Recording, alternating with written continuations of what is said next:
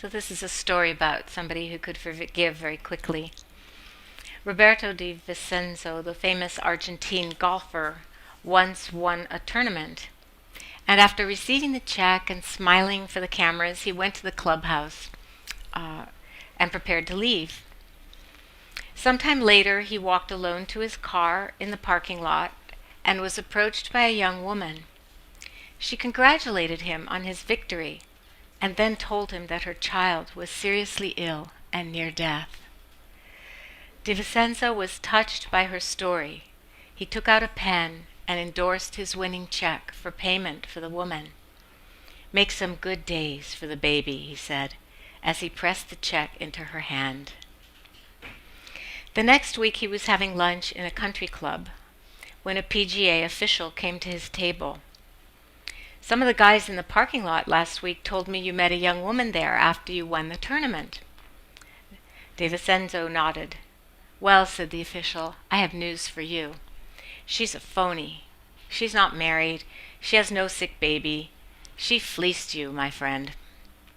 "You mean there's no baby who's dying?" said De Vicenzo. "That's right."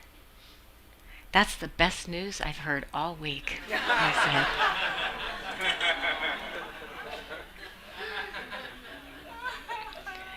Right? So there's somebody who could forgive on the spot and really keep track of what's most important. There's a lot of confusion about forgiveness. And I think a lot of the confusion is sort of like because we feel if we forgive somebody, we're condoning whatever they did or whatever they've done that hurt us. And I'm looking for another quote for later. We feel like if we forgive somebody, we lose something. It's like condoning something that, I'm talking about somebody who hurt us. And it's really important to realize, and I've talked about it here before, I like to talk about it periodically because especially in spiritual circles or circles of people who are doing mindfulness practice, and you may not think of it as a spiritual practice, but I'm sorry, it is. And, it just winds up being, if you keep going with it, it opens your heart, and it opens your heart to realities that aren't so visible, so we call them spiritual. But forgiveness does not mean that we condone actions that are unacceptable to us, or that we are saying it's okay that you did that, or that we are saying I'll just forget about it. We don't ever have to forget, and it's important probably not to, so that we won't make whatever mistake we made over again. But we don't have to carry in our hearts all of this resentment and ill will.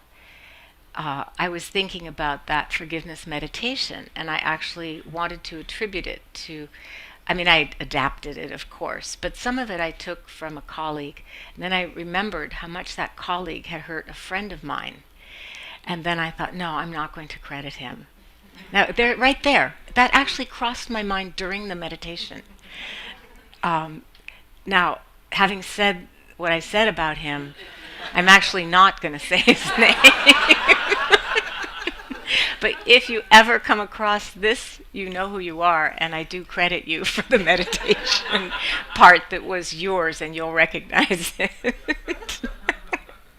I know. It's just, I forgive myself over and over and over again. And I think we all need to. It's just something that, it gets in the way of our meditation. It really does, because the mind will, it's like a dog licking a sore spot or an itchy spot. The mind will come back over and over and over to the place where something feels unfinished or where we feel hurt. And we're in all of, the work of the meditation is about trying to let go of seeing the world through the lens of this self. What helps me? What threatens me? How do I benefit from this? How might I lose something from this? Looking at everything through that lens. and that lens also being used to rationalize behaviors that we do that may be harmful. I think all of us, when we've been hearing about or going to vigils about what's happening at our borders, are feeling just devastated and helpless, and what can we do? And I read an article in the New York Times this morning about publishing photographs like the photograph that we saw of the man who had drowned with his little girl trying to swim across the Rio Grande, and saying that, we're all complicit when we see these photographs and don't do anything and just feel bad. So can we forgive ourselves and not feel guilty, but do something instead of just feeling guilty? And we don't have to do some giant, huge thing, as I talked about when I came back from the refugee camps near Sudan, that just to do something small, maybe take the time to show up at a vigil, to let ourselves be counted and seen. Maybe donate to an organization that is working to ameliorate the situation. Forgiveness, I think, also, it interferes with our meditation, but it also hinders our ability to act freely. Because when I don't know about you, but when I feel guilty, I want to avoid that which makes me feel guilty. Either procrastinate or just avoid it, however I can figure out how to do that. And because I'm a practitioner, I see that happening, and of course try not to act on it. But these are, in this way, really terrible times in our country, at least on our borders. And this is a quote from Albert Camus, because even in terrible times, we need to learn to forgive and to continue to practice opening our hearts to love and to be aware of what's going on. He says, we all carry within us our places of exile, our crimes, our ravages. Our task is not to unleash them on the world. It is to transform them in ourselves and others. And having just come from teaching in a retreat where people had already been sitting and meditating in silence, mostly, for a week. I mean, think of what we come and do here, sitting, and we don't do the walking practice because there's kind of too many of us. It'd be a little cumbersome, I think, but maybe we'll try it one morning. But just think of coming here and sitting in silence with yourself for a week, and being someplace like Big Bear where you're just surrounded by the pine trees and alone with yourself, but you have the support, of course, of each other in the retreat. And so much transformation happens in that crucible, really, of practice. So much transformation happens. And it's not one size fits all. Some people need to talk a little, and some people can't bear to talk at all, and we're all wired differently. But what does happen for everybody is that ability to begin to transform our places of exile, our crimes. I think of my parenting crimes especially. And I want to congratulate you guys, Mike and Fabio, on your new baby. How old? 6 months old. I'm so happy to see you again. You haven't had time to commit any parenting crimes yet.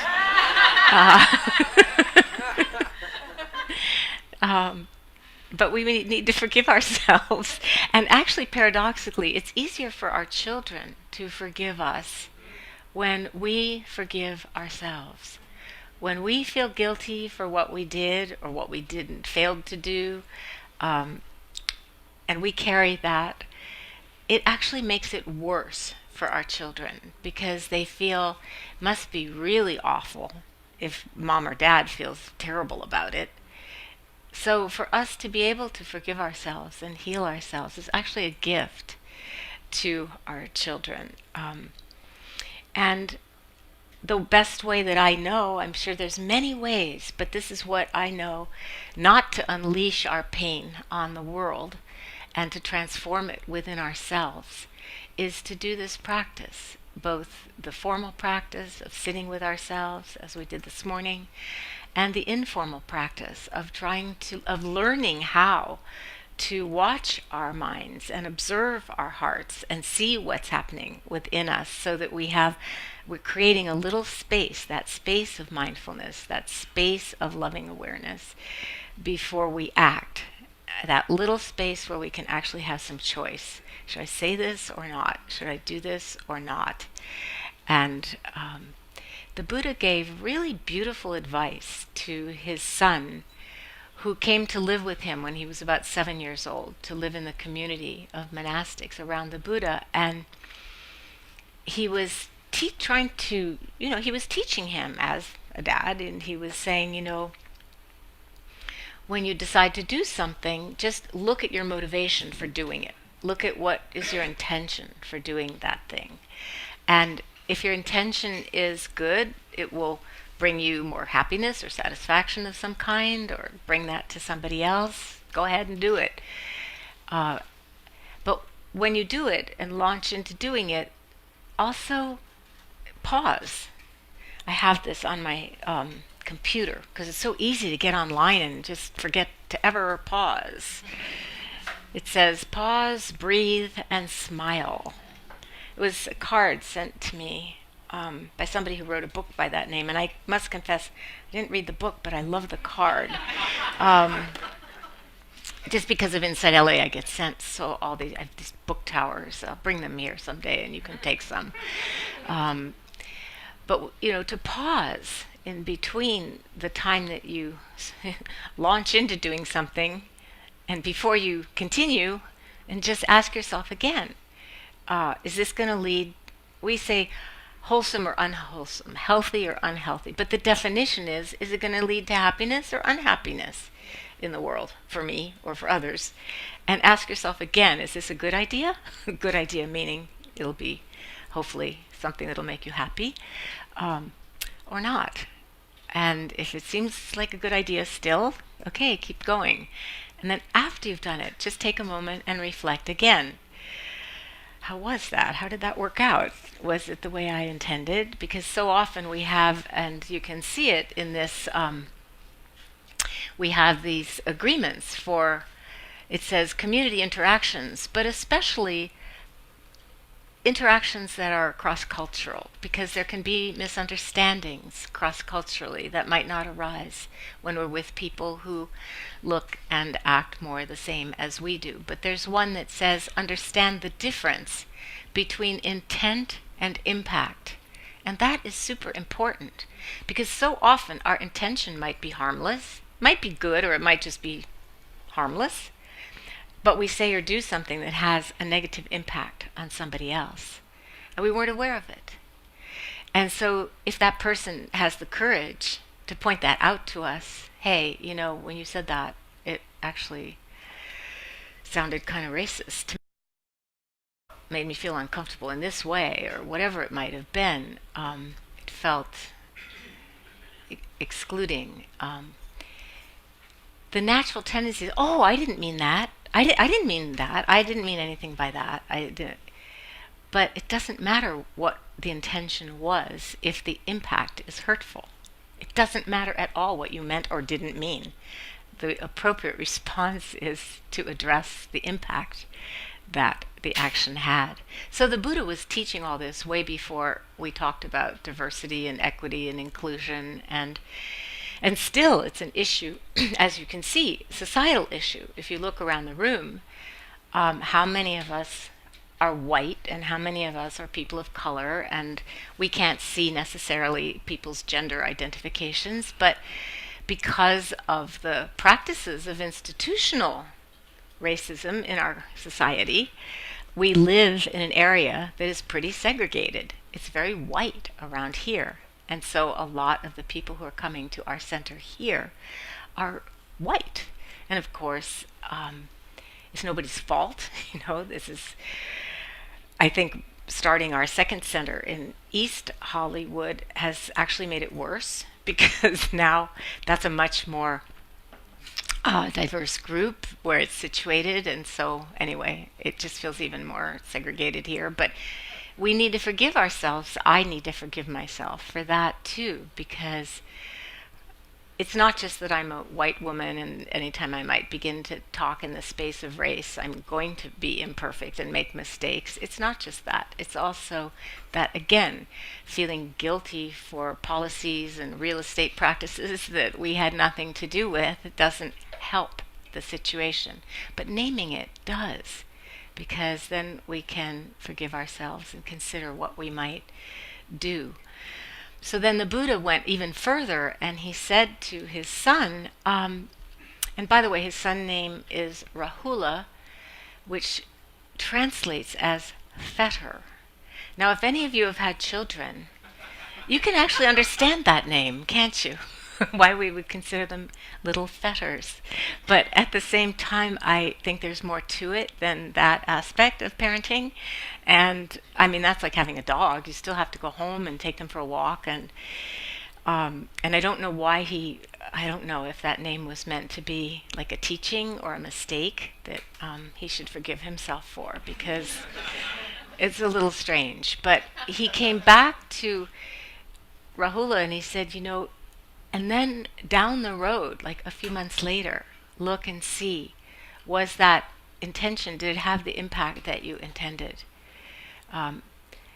Sometimes it takes 10 years to realize what something meant to us. It can take a really long time. And that's just, what's the expression? Sometimes it just takes as long as it takes. But I like the invitation to be mindful when we begin something, to check in with ourselves partway through, to check in at the end, and then to look back and just see. It's important. It's important to know the way that we've come and what our impact has been on the people in our lives and the things in our lives. And I wanted to share something else with you before we open up for our conversation together.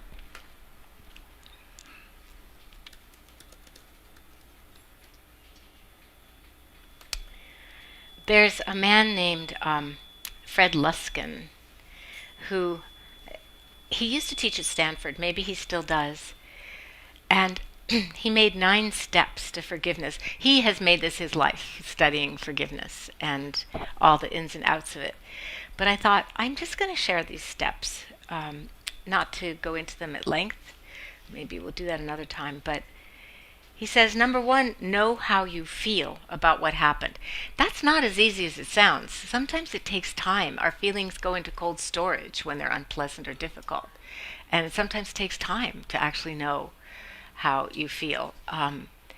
I met with 2 students who came to LA a few years ago, Vince and Emily Horn, who are teachers in their own right now.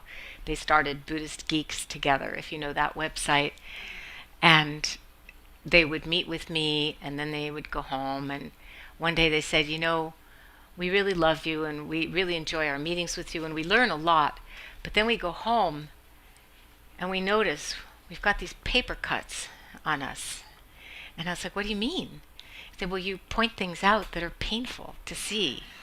But we don't feel it in the moment because it's so nice to be together. Then we go home and we're like, whoa, she said that. Ouch. So do you know what I mean? We don't always feel it right away. But telling somebody about your experience can help access the feelings. He says, number 2, make a commitment to yourself to do what you need to do to feel better. Because again, practicing forgiveness is for you. You're not doing it for the other person. I mean, they may ask you for forgiveness if they've hurt you, but that's a different process. Forgiveness doesn't mean reconciliation. And as I said, it doesn't mean condoning. What you want is peace. And I think that peace comes from changing the narrative, from it being all about grievances or us being a victim, but changing the narrative so that we actually begin to see maybe all sides and have some compassion.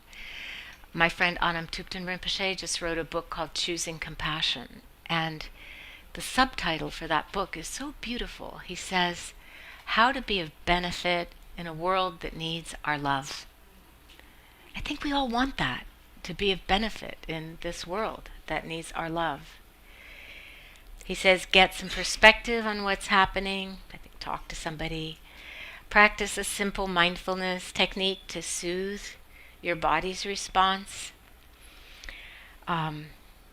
Actually, this goes kind of on and on. I'm just going to say, he says, give up expecting things from other people or your life. That's a big one. That feels really important. And like that would be the work of a lifetime, too. But he's also talking about, we have these inner rules for how other people should act. He's talking about being aware of things like that, too. Put your energy into looking for another way to get your positive wishes met than through that experience that hurt you. And this is good advice. Instead of mentally replaying it, which the mind does, he's saying find new ways to get what you wanted from that situation.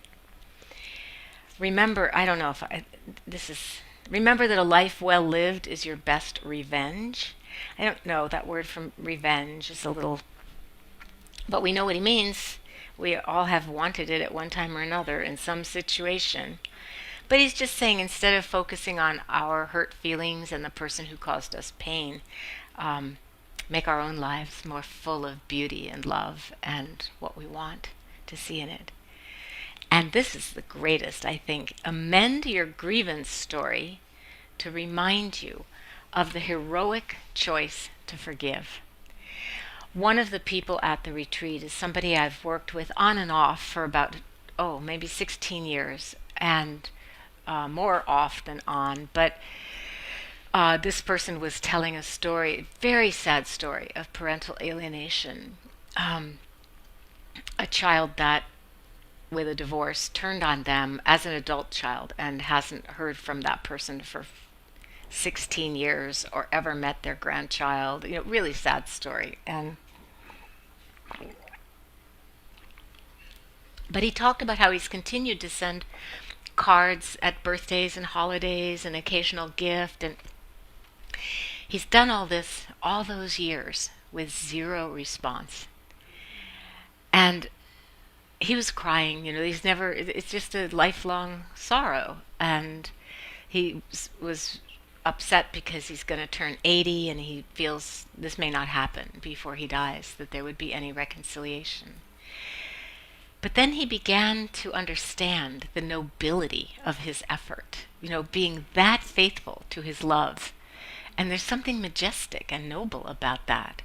And he began to see that perseverance in love in the face of constant silence and rejection is something that he could really feel proud of, and begin to focus on those positive qualities of steadfastness in his own heart instead of just thinking very obsessively and constantly about what could possibly have gone wrong. So that was a kind of inspiring story to me, that he could make that shift. And I want to just invite you, if you have anything that, it doesn't have to be about this topic. It can be anything that you want to share from your own meditation practice, or a question that you have, no matter how simple it might be. We love simple questions. We love weird questions. We love awkward questions. So, yeah, we're all weird and awkward, or we wouldn't be here. So, anybody want to share anything?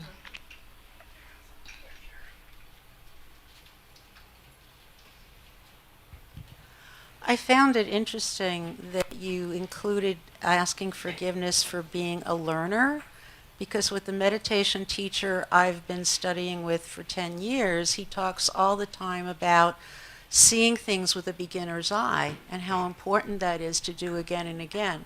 So why do we have to ask for forgiveness for being learners?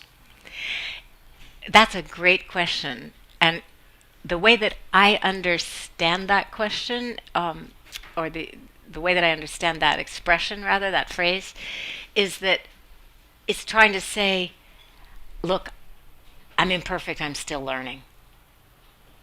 Not forgive me for learning. Forgive me for not having known better already. Because if I knew better, I wouldn't have done that or hurt, That's how I understand it. Yeah, thank you. Wait for the mic because otherwise the live stream folks can't hear the question. And I want to also invite you, if you have questions, please type them in and Angela will read them to us. Thank you. Could you elaborate more on the difference between intent and impact in the sense of like impact being subjective or objective? Like if someone takes something personally, then impact could be... Yes. I think maybe you're asking a question that's similar to something that somebody brought up yesterday at the retreat, which was how he was basically saying, I can't control how other people react to me. Right. He's a big guy. He had tattoos. He's just a big guy. And he said, people make certain assumptions about him. He said, but really, my friends tell me I'm more like Ferdinand the Bull. And, that's my nature. But people don't see me smelling the flowers. Yeah. They just see what I look like. Right. And they make assumptions about that. And we Right. cannot control that. Yeah. And it can get worse than that, too. People can develop a negative projection about you. When you sit in this seat, things like that happen all the time. Mm-hmm. Somebody will say, well, when you looked at me, I knew you thought I was evil. Mm-hmm. I have heard that. Uh-huh. It was, right. I didn't think that. Yeah. That thought probably wouldn't even cross my mind. Right. Now, the good news, if someone says it, then we can, right, bring awareness to it, Right. and wind up in a more loving place. But, I think just being sincere and willing to acknowledge if there is an impact on that person that you not only didn't intend, but maybe didn't even do. Do you know what I mean? That's the terrible one. How do you work with that? I think just to be as loving as possible, because we can't control the perceptions of other people. And projection is really, really dangerous when we're unconscious about it. When we're conscious of it, it doesn't have to hurt. It's just what our minds do. It's causes and conditions, the way we were brought up, the experiences that we've had. It's not our fault that we are the way we are. So when we can be conscious about it, it really doesn't matter how deluded we are. We're aware of our delusion. Right? Yeah. Yeah. So consciousness is so important in this practice and in life. And the only people that I'm afraid of, honestly, are the people who are unconscious, because by definition, whatever they're doing is outside of awareness. That's what we call a blind spot, right? And then by definition, we can't work with that. Thank you.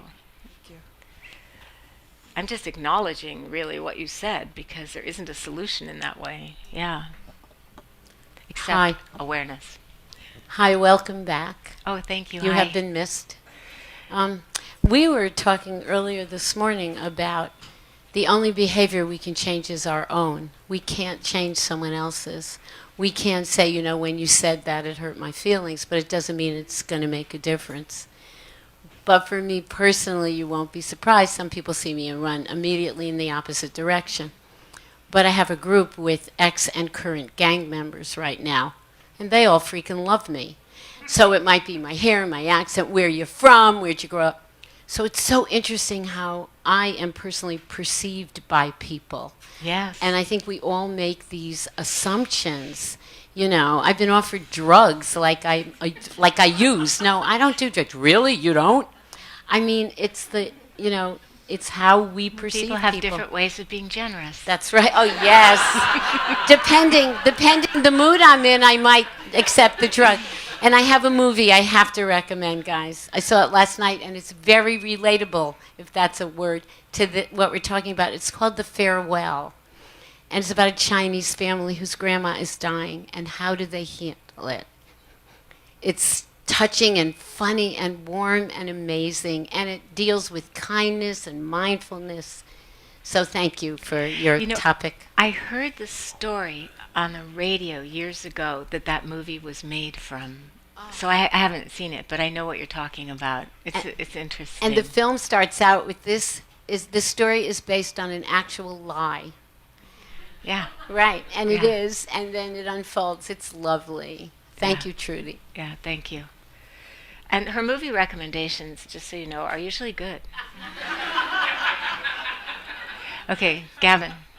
So my question is about two things that you've said just now, the unconscious awareness and then also the parenting crimes. So I have a 15-year-old daughter, and we're in the midst of a lot of those. I feel like I'm making parenting crimes, but I don't know if that's the truth or whether it's just her reactions to me. My wife and I struggle with her, is the case, I think. Our other daughter has very few issues. She's 12, obviously younger, but is a much different personality. So Well, she's watching what's going on. yeah, oh, no, with her it's okay then. sister. Yeah. I guess my question is the unconscious awareness part is the part we run into a lot, I think, and it's not a we are very conscious of trying not to push the kinds of things we know that work for us on her, but I feel often that she is acting out of that unconscious awareness, and I wish there was some way to open her to just a little bit of it. And maybe the answer is it's not possible at this point, but do you have any suggestions in that way? I know this is the hardest, it feels like to me this is the hardest point of parenting I've hit so far. Yeah, it is hard. It's hard because their brains aren't fully developed. Yeah. And they don't have certain capacities. We look at them and think, how could you be so unbelievably self-centered? Yeah. How? Yeah. But guess what? They are. And it's not their fault, actually, a lot of it. Because, have you ever read the book Brainstorm by Dan Siegel? No. I really recommend that you get that book because he did something very ambitious, which is he tried to write a parenting book for parents of adolescents, which is half for the parents and half for the kids.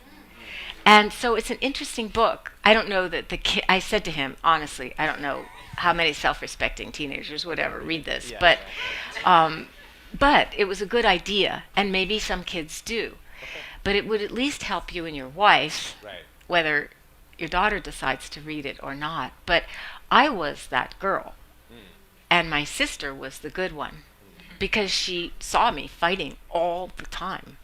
And she did all the things I wanted to do, but I stupidly told my parents what I wanted to do. She just went and did them behind their backs and had a much more peaceful childhood.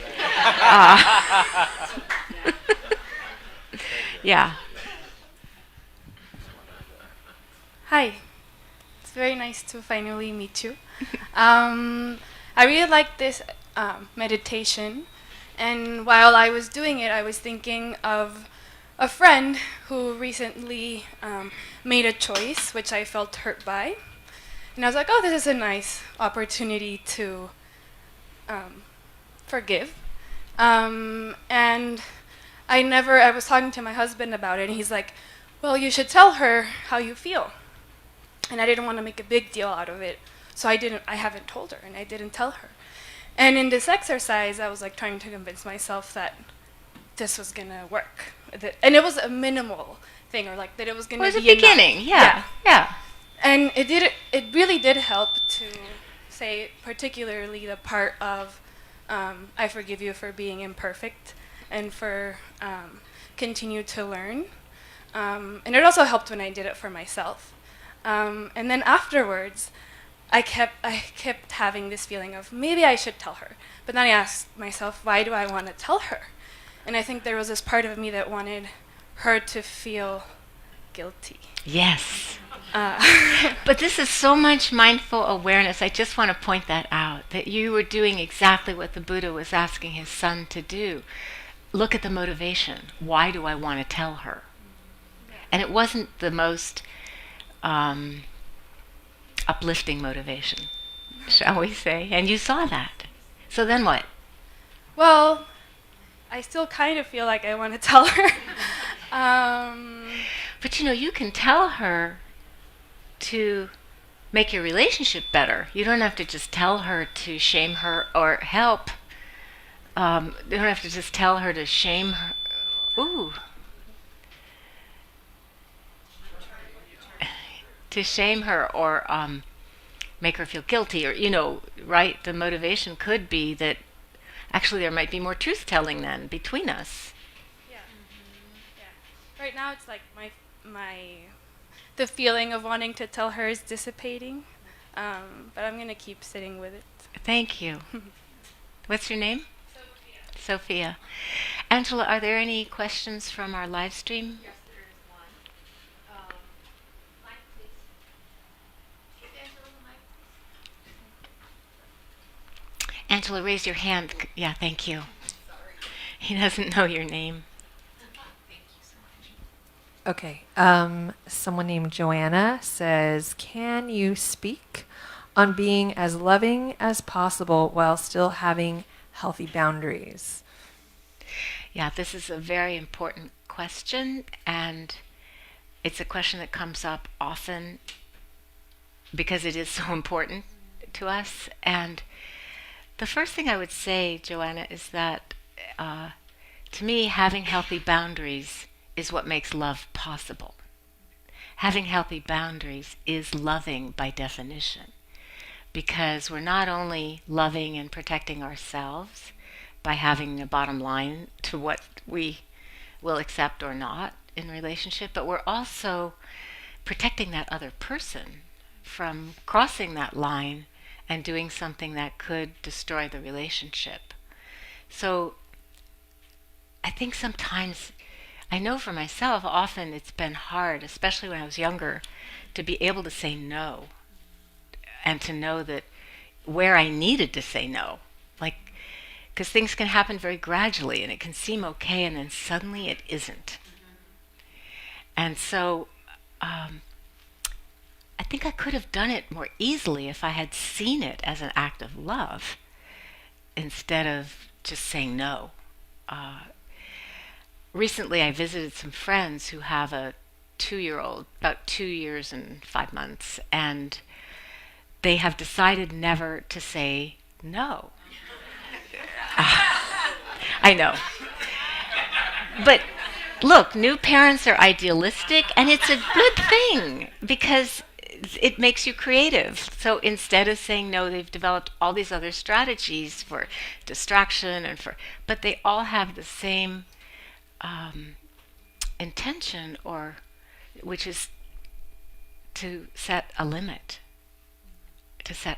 And I think, for parents of kids, how to set a limit, how to balance loving your kids and setting limits for them is always a dance, because we can't always do it wisely. And the same is true in our adult relationships. But maybe if you can look at the setting of boundaries as a foundation for love and a loving act, it might make it easier for you.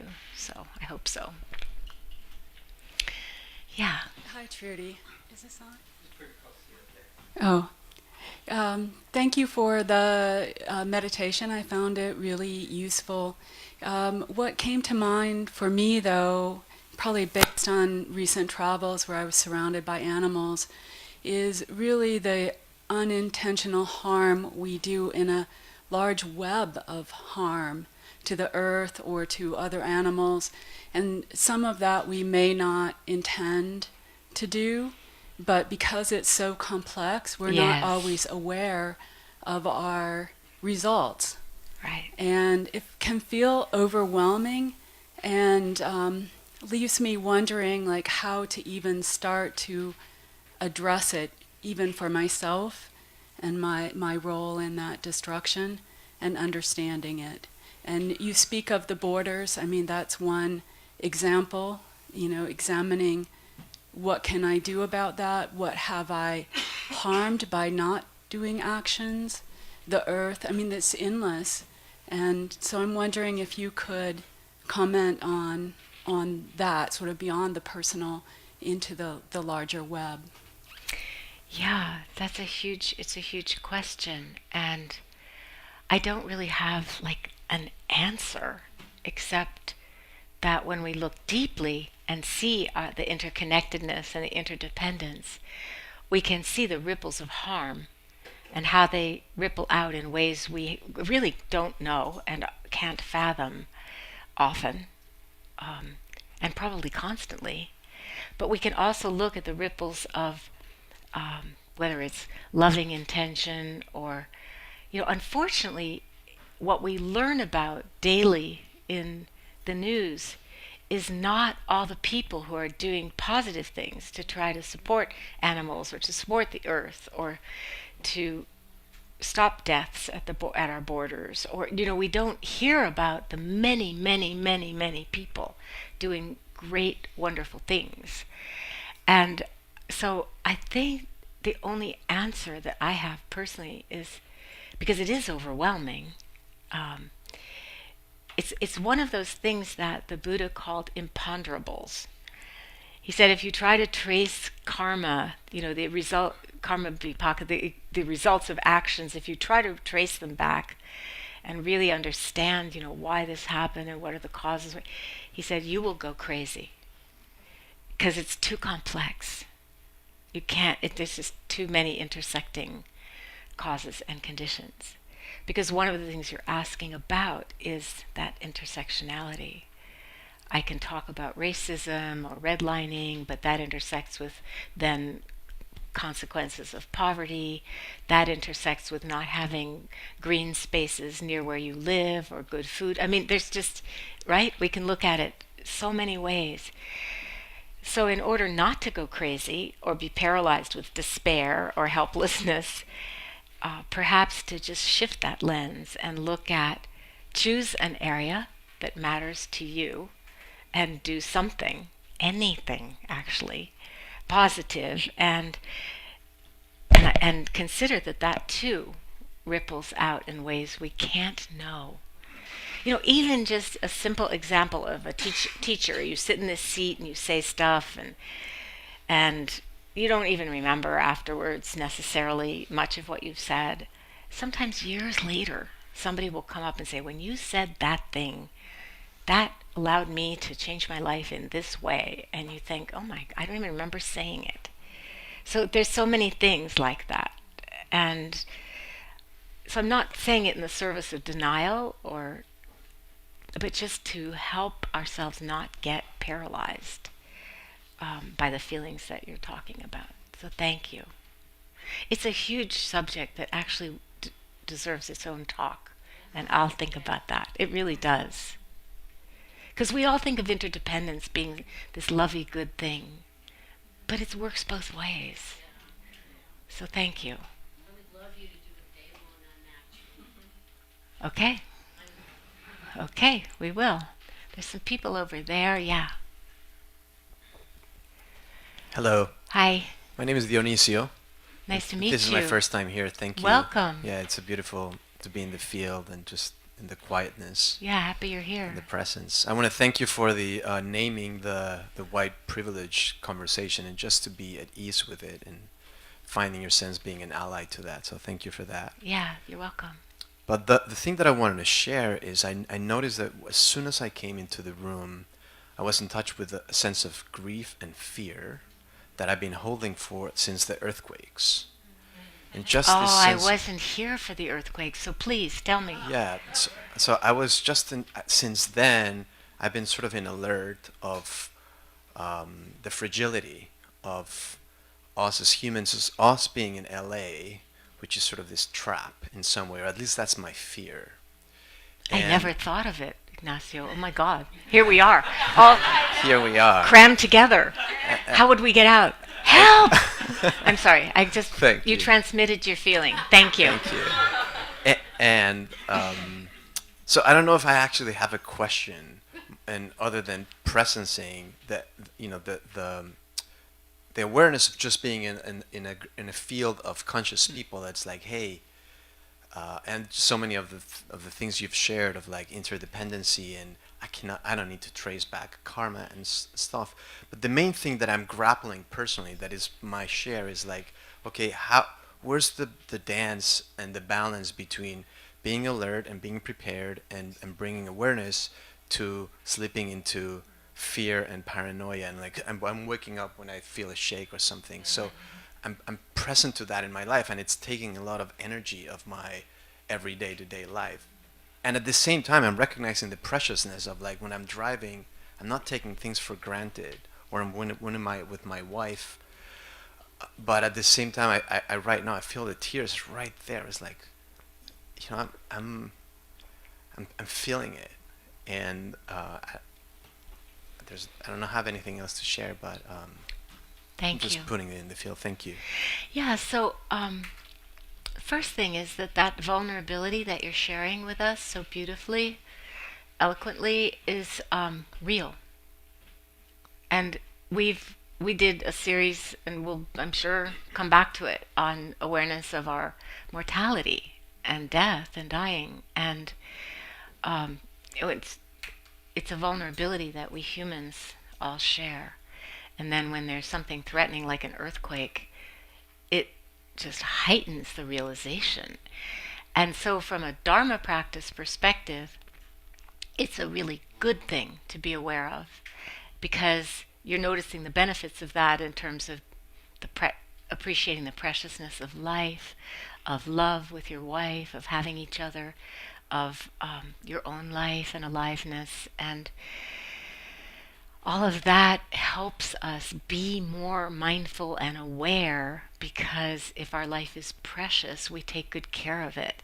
And if other people are also precious, we take better care of them. And so all of that is good.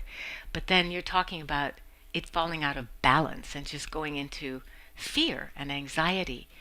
The fear is our friend up to a point. It's our friend in terms of alerting us to be careful and to danger. But then when it starts to make us feel anxious all the time, it's not a friend. And how to work with that, gosh, to me it's like exact same question of how do you work with your sense of having all the time in the world. It's a moment, this present moment, it's eternal, it's always ever now. We have all the time in the world, infinite vast space all around us. We don't think of it, but it's all around us, above, below, every direction. And how do we balance having that sense with a sense of spiritual urgency? I don't know how long my life will last. Somebody in the yoga community who is known to me and many people, the founder of Yoga Works, Mati, she died teaching in Japan at age 55. She just conked out in her sleep. So how, we don't know. She had to be one of the healthiest people on the planet. We don't know. And so how do we balance that sense of walking that edge of aliveness and awareness, and presence, and not knowing, with that sense of relaxation that is also necessary to meditation, to be able to just the eternity, this moment of eternity. This is a huge question in our practice. It's really the question you're asking. Specifically about earthquakes, I'm not from California, and I haven't yet experienced one, except a little one a number of years ago. So I don't, and I have a earthquake preparedness thing in my house full of stuff that you're supposed to need. And to be very honest, I haven't even opened it for probably 2 years. It's probably all, the crackers are probably all expired, or do you know what I mean? Whatever's in there. So I want to thank you for bringing it up and say to everybody, let's check, let's find out, Let's be at least prepared. And that's what we talk about with Dharma practice too. We're not going to prevent our death. We can't know when it's going to happen. This is a really intense life we have here. But we can be prepared. And that's what we do here when we work to transform our hearts, is to be prepared. So that when that moment comes, we aren't riddled with regret or panic. And that we don't, that we can feel love and gratitude more of the time. So I think it's a good stopping place, and we should sit together for just a few minutes. And maybe somebody back there could open the door. It's really a little stuffy, but it's nice out. And there should be, I brought some bungee cords the other day. There should be a bungee cord to hold it open. Thank you. So let's just sit for a few minutes together.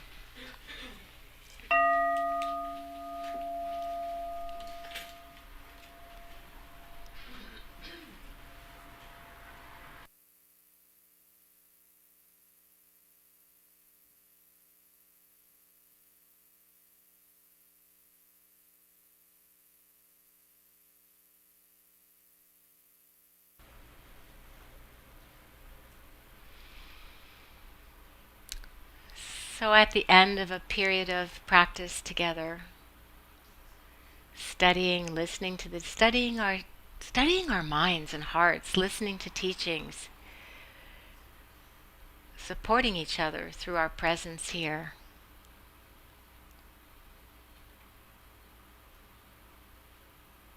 We take a moment to appreciate and express our gratitude for this practice and for the goodness of our practice. It's good. It's helpful.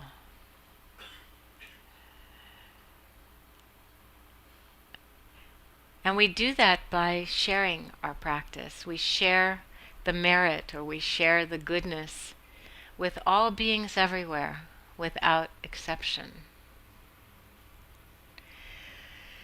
May we and all beings grow in our capacity to learn, to look at life with a beginner's mind and heart, and to forgive ourselves and each other for the mistakes we make, both intentional and unintentional. Imagine the world we would live in if everybody walked in the direction of forgiveness and caring.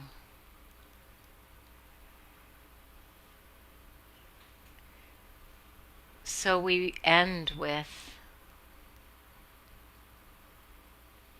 a wish, a dedication. May we and all beings learn to be of benefit in this world that needs our love.